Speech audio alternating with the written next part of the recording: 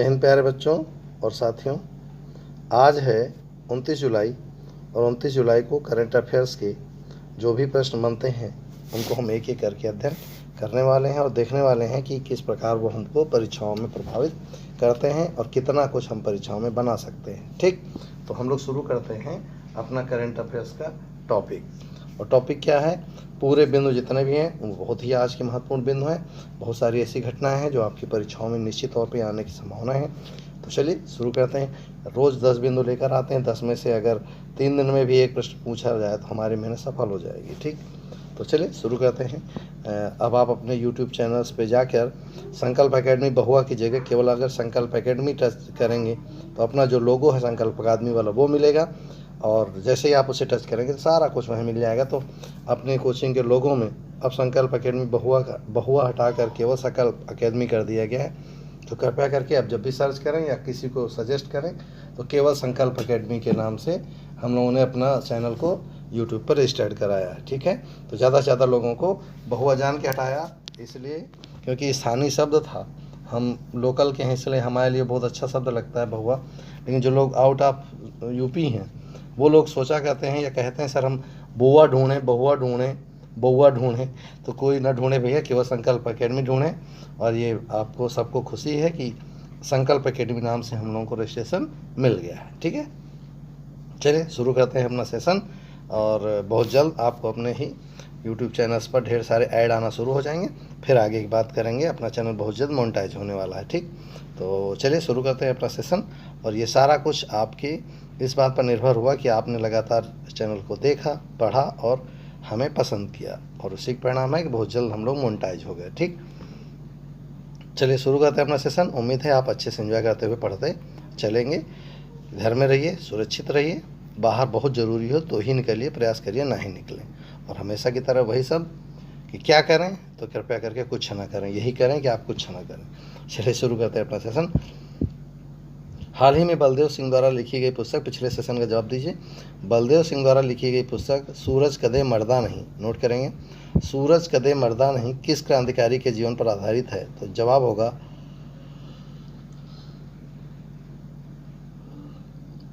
Option थे भगत सिंह, राजगुरु, उधम सिंह, शिवाजी। तो इसका जवाब होगा उधम सिंह। क्या होगा? उधम सिंह, है ना। चलिए शुरू करते हैं अपना सेशन। पहला सा है, लोगो आपने देख ही लिया। विश्व हेपेटाइटिस दिवस विश्व स्वास्थ्य संगठन द्वारा हर साल 28 जुलाई को विश्व हेपेटाइटिस दिवस के रूप में मनाया जाता है। इस दिन को हेपेटाइटिस रोग के बारे में जागरूकता बढ़ाने के लिए मनाया जाता है। हेपेटाइटिस, नोट करिएगा, सवाल बनना शुरू। हेपेटाइटिस लीवर की सूजन है, नोट करेंगे, जो अपना यकृत होता है उसकी सूजन है, जो रोग की स्थिति आत्मसीमित या क्रोनिक हेपेटाइटिस में बढ़ सकती है। समझ लीजिएगा इसको क्या है। आत्मसीमित माने माइल्ड मात्रा में, छोटी मात्रा में तो आपको प्रभावित नहीं करती है, परंतु जब यही क्रोनिक हो जाती है तब ये हमको परेशान करती है। ठीक, और जिससे लीवर पर निशान, जिससे लीवर का सिकुड़ना या लीवर का कैंसर कहा जाता है, हो सकता है। इस वर्ष की थीम थी हेपेटाइटिस फ्री फ्यूचर, जिसमें माँ और नवजात शिशुओं में हेपेटाइटिस बी को रोकने पर केंद्रित है। WHO जो इसे मनाता है उसका मुख्यालय है जेनेवा, स्विट्जरलैंड, और इसके महानिदेशक हैं टेड्रोस अधनॉम। कौन है? Tedros Adhanom. आप एधानो रट सकते हैं। चलिए ये हंसमुख चेहरा जल्दी देख लीजिए, फिर बात करते हैं।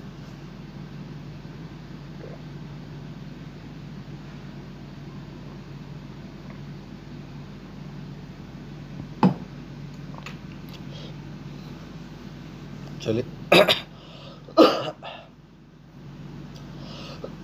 2 बार ऑस्कर जीतने वाली ओलिविया डी हैविलैंड का निधन हुआ है। 2 बार के ऑस्कर विजेता ओलिविया डी हैविलैंड का 104 वर्ष की आयु में निधन हुआ। उनका जन्म 1 जुलाई 1916 को जापान के टोक्यो में हुआ था, जो वहाँ की राजधानी भी है। इस अभिनेत्री ने Captain Blood, the Adventures of Robin Hood, आप नेट पर सर्च करिएगा, सारी पिक्चरें मिल जाएंगी, Gone with the Wind, the Snake Pit, the Heiress जैसी फिल्मों में अभिनय किया था। उन्होंने हॉलीवुड के कॉन्ट्रैक्ट सिस्टम को ठुकरा दिया था, जिसे बाद में डी हैविलैंड लॉ कहा गया है। ठीक, तो ये हैं ओलिविया डी हैविलैंड। ठीक अगला है मौसम। यस,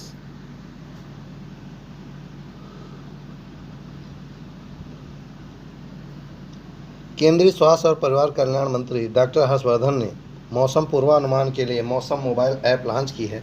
यह ऐप पृथ्वी विज्ञान मंत्रालय के 14वें स्थापना दिवस के अवसर पर लॉन्च की गई है। इस ऐप को international crops research institute for semi arid tropics, Indian institute of tropical metrology Pune और भारत मौसम विज्ञान विभाग द्वारा डिजाइन किया गया है। ठीक, क्या है ये मोबाइल ऐप, जरा इसके बारे में पूरा देखिए। ये मोबाइल आधारित एप्लीकेशन विभिन्न शहरों, स्थानों और मौसम के बारे में पूर्वानुमान और चेतावनी प्रदान करेगी। ऐप लगभग 200 शहरों का तापमान, आर्द्रता, हवा की गति, चलिए कमेंट बॉक्स में बताइए हवा की गति का हम नापते हैं, टेम्परेचर को काहे में नापते हैं और आर्द्रता को काहे में नापते हैं। ठीक, दिशा के साथ साथ मौजूदा मौसम की जानकारी प्रदान करेगा। इस ऐप पर जानकारी दिन में 8 बार अपडेट की जाएगी। साथ ही यह अगले 7 दिनों के लिए मौसम का पूर्वानुमान और भारत के लगभग 450 शहरों को पिछले 24 घंटों की जानकारी भी प्रदान करेगा। ऐप सभी मौसम में लोगों को चेतावनी प्रदान करने के लिए 5 दिनों के लिए दिन में 2 बार लाल, पीले और नारंगी रंग के कोड के माध्यम से अलर्ट जारी करेगा। समझ गए होंगे क्या मतलब है। चलिए, इन्हें तो आप अच्छे से पहचानते हैं, नहीं पहचानते तो जान लीजिए भैया, ये कोई और नहीं, आपके प्रधानमंत्री हैं। आपके नहीं भाई, हम सब के प्रधानमंत्री हैं। प्रधानमंत्री नरेंद्र मोदी द्वारा बहुत जल्दी नतीजे देने वाली 3 कोविड-19 परीक्षण सुविधाओं का शुभारंभ किया गया है। ये 3 सुविधाएं कोलकाता, नोएडा, मुंबई में national council of Indian council of medical research that is IMR में शुरू की गई हैं, जिसमें प्रतिदिन परीक्षण क्षमता लगभग 10,000 बढ़ जाएगी। इस तरह यह वायरस के शुरुआती पता लगाने, उपचार में मददगार साबित होगा, जिससे कोविड-19 के प्रसार को रोकने में मदद मिलेगी। अब कहेंगे सर इससे सवाल क्या बनेगा, तो अभी आपसे सवाल पूछेगा, परीक्षण सुविधाओं हेतु कौन सी 3 स्थानों पर जो तीव्रगामी परीक्षणशालाएं खोली गईं, तो आपको जवाब देना होगा।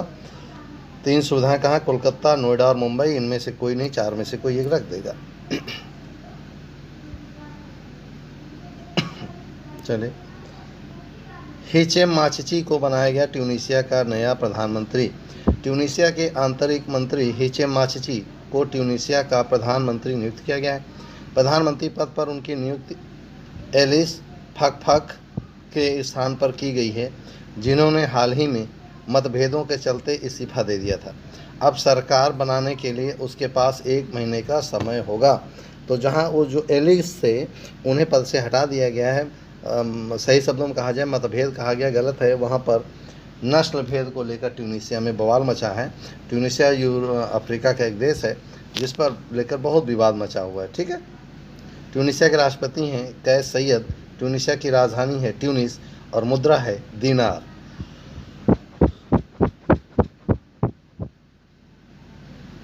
चलिए कमेंट्स में बताइए, भारत में दिनार मुद्रा किसने शुरू की? यस, भारत में दिनार मुद्रा किसने शुरू की थी, कमेंट्स में बताइए। और आपको जान के हैरानी होगी, दुनिया में सारी दिनार मुद्रा हमारी दी हुई है भाई। यस, चलिए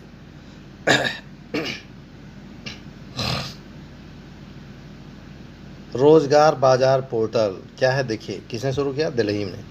दिल्ली सरकार ने नौकरी की तलाश करने वालों और नौकरी देने वाले लोगों के लिए रोजगार बाजार नामक पोर्टल का शुभारंभ किया है। यह पोर्टल नियोक्ताओं को के साथ साथ रोजगार खोजने वाले के लिए एक वरदान साबित होगा। इसके तहत नियोक्ताओं को वेबसाइट पर जाकर अपनी आवश्यकताओं को अपडेट करना होगा और इसी तरह नौकरी की तलाश करने वाले व्यक्ति भी पोर्टल पर जाकर अपनी योग्यता, अनुभव और आवश्यकता को अपडेट करना होगा। यानी नियोक्ता और नियुक्ति दोनों लोगों को एक अच्छा मौका दिया है। दिल्ली के मुख्यमंत्री आपको पता ही है केजरीवाल, दिल्ली के उपराज्यपाल हैं अनिल बैजल, बहुत दिनों से बैठे हुए हैं। ठीक, चलिए सैल्यूट दिस पर्सन।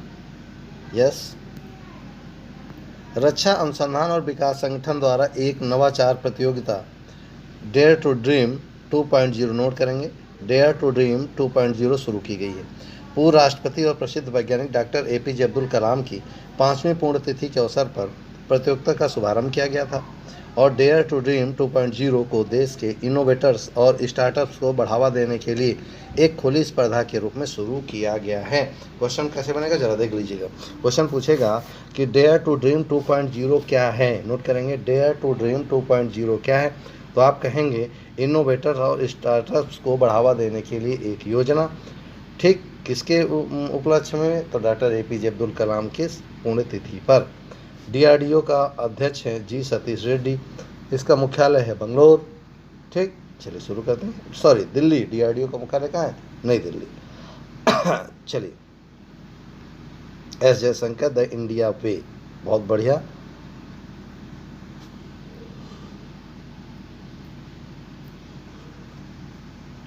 भारत सरकार के पूर्व राजनयिक और मौजूदा विदेश मंत्री एस जयशंकर द्वारा अपनी नई पुस्तक the India way strategies for an uncertain world का विमोचन किया जाना है। इस पुस्तक को हार्पर कॉलिंस इंडिया प्रकाशन ने प्रकाशित किया है। जयशंकर पुस्तक में लिखते हैं कि भारत को एक ऐसे क्षेत्र में प्रभाव हासिल करने के लिए दृढ़ता से संघर्ष करना पड़ रहा है जो इससे पहले और अधिक आसानी से किया जा सकता था, क्योंकि इसकी विदेश नीति में अतीत में 3 बड़ी गलतियां रही हैं। ये 3 बड़ी गलतियां क्या हैं? नंबर 1, 1947 के विभाजन ने देश को जनसंख्या और राजनीतिक दोनों लिहाज से छोटा कर दिया। दूसरा, आर्थिक सुधार में की गई देरी जो चीन के बाद लगभग 1.5 दशक बाद शुरू हुआ। चीन के 15 साल के अंतराल के बाद भी भारत अपने भारी नुकसान में है, जिसका कारण भारत के आर्थिक सुधारों में देरी है। नंबर तीसरा क्या है? परमाणु विकल्प का संबंधी कवायद का लंबा होना, जिसके परिणाम स्वरूप भारत को इस क्षेत्र में प्रभाव बढ़ाने के लिए पराक्रम के साथ संघर्ष करना पड़ा, जो पूर्व में आसानी से किया जा सकता था। इसी पर निर्भर है ये किताब, the nature conservation day. Yes, विश्व प्रकृति संरक्षण दिवस, नोट कर लीजिएगा इसको।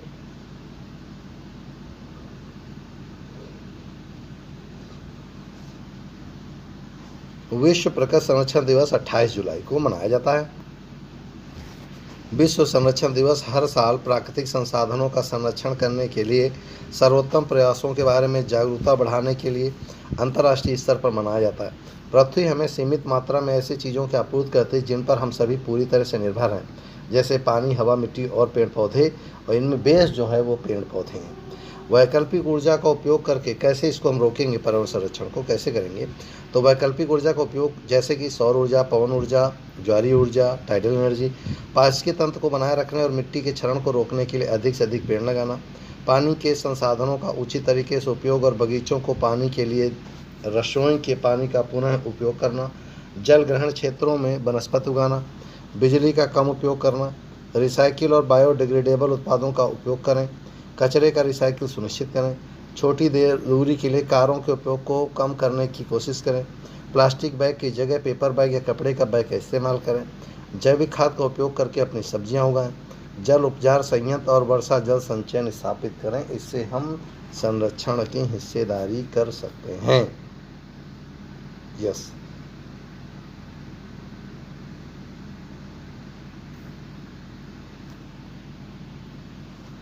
नई दिल्ली में भारत और इंडोनेशिया के बीच रक्षा मंत्रियों की वार्ता आयोजित की गई। ठीक,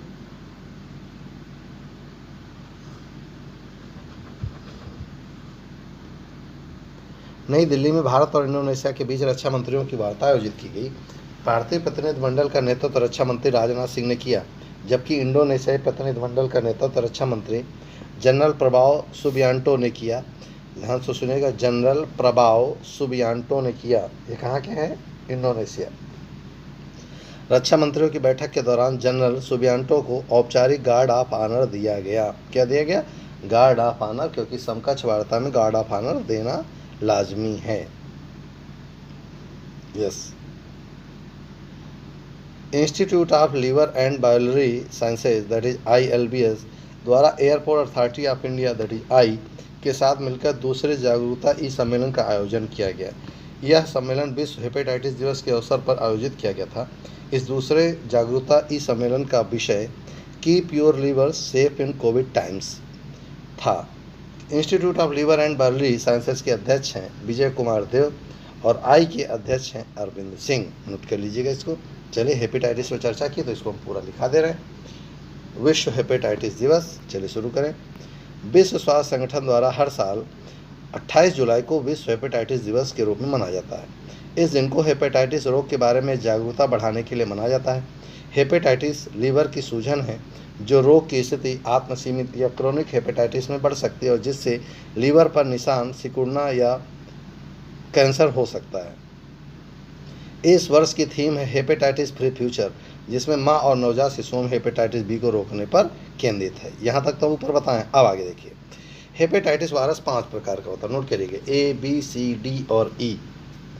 इनमें से हेपेटाइटिस बी और सी क्रोनिक संक्रमण है, जिसमें लंबे समय तक, कभी कभी वर्षों या दशकों तक लक्षण नहीं दिखाई देते और जो लीवर यकृत को कैंसर का मूल कारण है, जिससे प्रतिवर्ष 1.34 मिलियन लोगों की मृत्यु हो जाती। विश्व हेपेटाइटिस दिवस के लिए 28 जुलाई की तारीख का चयन इसलिए किया गया था क्योंकि इस दिन नोबेल पुरस्कार विजेता डॉक्टर बारूक ब्लरबर्ग का जन्मदिन है, जिन्होंने हेपेटाइटिस बी वायरस की खोज की तथा वायरस के लिए डायग्नोस्टिक परीक्षण तथा टीका विकसित किया था। देखिए कितने सारे क्वेश्चन बनेंगे। क्यों मनाया जाता है? क्योंकि इसी दिन डॉक्टर बारूक ब्लरबर्ग का जन्मदिन है। ये कौन है? जिन्होंने हेपेटाइटिस की खोज की थी और वायरस के लिए डायग्नोसिस और टीके की खोज की थी। समझ में आ गया ना? चलिए, फ्लेमिंगो क्या है, पूरी कहानी इसकी जानते हैं। यह गुजरात का राज्य पक्षी है। ग्रेटर फ्लेमिंगो सभी प्रकार के फ्लेमिंगो आकार में सबसे बड़ा होता है। ग्रेटर फ्लेमिंगो अफ्रीका के विभिन्न क्षेत्रों, एशिया के दक्षिण पूर्वी हिस्सों के साथ साथ यूरोप में भी पाए जाते हैं। एशियाई क्षेत्र में यह भारत और पाकिस्तान के तटीय क्षेत्रों में पाया जाता है। ये क्षारीय और नमकीन झीलों में वास करते हैं। यह प्रजाति मोलस्क, क्रस्टेशियन, कीड़े, केकड़ों और छोटी मछलियों का सेवन करती है। इसके आहार में विभिन्न पौधे जैसे शैवाल आदि भी शामिल होते हैं। यह प्रजाति मोलस्क, क्रस्टेशियन, कीड़े, केकड़ों, मछलियों का सेवन करती है जैसे शैवाल आदि भी शामिल है। यह तटीय आर्द्रभूमि में पाई जाने वाली ब्राइन श्रिम्प और शैवाल के सेवन से विशेष गुलाबी रंग प्राप्त करते हैं। फ्लेमिंगो एक स्वस्थ तटीय पर्यावरण के संकेतक हैं। नोट करेंगे। आपसे क्वेश्चन पूछेगा फ्लेमिंगो कहाँ पाए जाते हैं, तो गुजरात के तटीय भागों में। कहाँ का राष्ट्रीय पक्षी है? गुजरात का। ये इनमें से कौन पर्यावरण का, तटीय पर्यावरण का संकेतक माना जाता है? तो फ्लेमिंगो को माना जाता है। ठीक, अगला देखिए। हमास से लास्ट होगा। हमास फिलिस्तीनी क्षेत्र का सबसे प्रमुख इस्लामी चरमपंथी संगठन है, हमारी भाषा में आतंकवादी। 1987 के जन आंदोलन के दौरान इसका गठन हुआ था। उसके बाद से यह फिलिस्तीनी क्षेत्रों से इजरायली सेना को हटाने के लिए संघर्ष चला रहा है। हमास इजरायल को मानता नहीं देता और इसका लक्ष्य पूरे फिलिस्तीनी क्षेत्र में इस्लामी राष्ट्र की स्थापना करना है। हमास गाजा पट्टी में खासा लोकप्रिय है, जहां पश्चिमी किनारे की तुलना में गरीबी अधिक है। हमास के सबसे प्रभावशाली आध्यात्मिक नेता शेख अहमद यासीन को फिलिस्तीनी इस्लामी आंदोलन का उदार चेहरा माना जाता है। लकवाग्रस्त शेख अहमद यासीन को 1997 में इजरायली जेल से रिहा किया गया था। रिहाई के बाद शेख यासीन ने अपना सारा ध्यान इस्लामी कल्याणकारी संस्थाओं की हालत सुधारने में लगा दिया था, जो इजरायली हमलों में तबाह हो गई थी। शेख अहमद यासीन के नेतृत्व में चलाए जा रहे इस संगठन की राजनीतिक और सशस्त्र 2 इकाइयाँ। मार्गदर्शक शेख यासीन की राजनीतिक इकाई ने अब तक पश्चिमी किनारे और गाजा पट्टी में अस्पताल तथा स्कूल खुलवाए हैं। एक स्थानीय लोगों की सामाजिक और धार्मिक मामलों की सहायता भी करती है। हमास की सशस्त्र इकाई इजरायली ठिकानों पर हमले करती है। हमास ने इजरायली क्षेत्रों में कई आत्मघाती हमले किए हैं। समझ में आ गया हमास क्या है? चलिए, आज के लिए अभ्यास का प्रश्न। अच्छा सेशन रहा, बहुत अच्छा रहा, आपको बहुत मज़ा आया होगा, मैं इसी उम्मीद करते हैं। हम मेहनत करें, आप हमसे ज़्यादा मेहनत करें। ठीक, आज मिलेंगे, आज हम 140 पे। आप ध्यान रखिएगा, प्रयास करेंगे समय पे उपलब्ध हों और आप भी समय पर सबको लिंक भेज दिया करिए, ज़्यादा से ज़्यादा लोगों को जोड़ लिया करिए। निम्न में से कारगिल विजय दिवस कब मनाया गया? 25 जुलाई, 26 जुलाई, 27 जुलाई, 28 जुलाई। कमेंट भाग में जल्दी से बता दीजिएगा कि कब मनाया गया कारगिल विजय दिवस। ठीक, ये था आज का हमारा सेशन। उम्मीद है बहुत अच्छे से आपने तैयार किया, बहुत अच्छे से इसका नोट्स बनाया, और बहुत अच्छे से आप तैयार करते जा रहे होंगे। हिस्ट्री में मॉडर्न हिस्ट्री हमने शुरू कर दी है। कल आज का हमारा टॉपिक होगा 1857 की क्रांति, और यहीं से बेसिक शुरू होता है हमारा हिस्ट्री का आधुनिक भारत का इतिहास। क्योंकि 1757 प्लासी के युद्ध के बाद 100 वर्षों के बाद जो संघर्ष होगा, बहुत मज़ा आएगी, बहुत पढ़ना ज़रूरी है, और हमारे इतिहास को इसी ने बदल दिया। इसलिए ज़रूर मिलेगा 140 पे। उम्मीद है आप तैयार रहेंगे और हम आपको अच्छे से अच्छी तरह से पहुंचाने का प्रयास करेंगे। आज फिलहाल इतना ही, मिलते हैं नेक्स्ट वीडियो में नई उम्मीद के साथ, नए जोश के साथ। फिलहाल जय हिंद।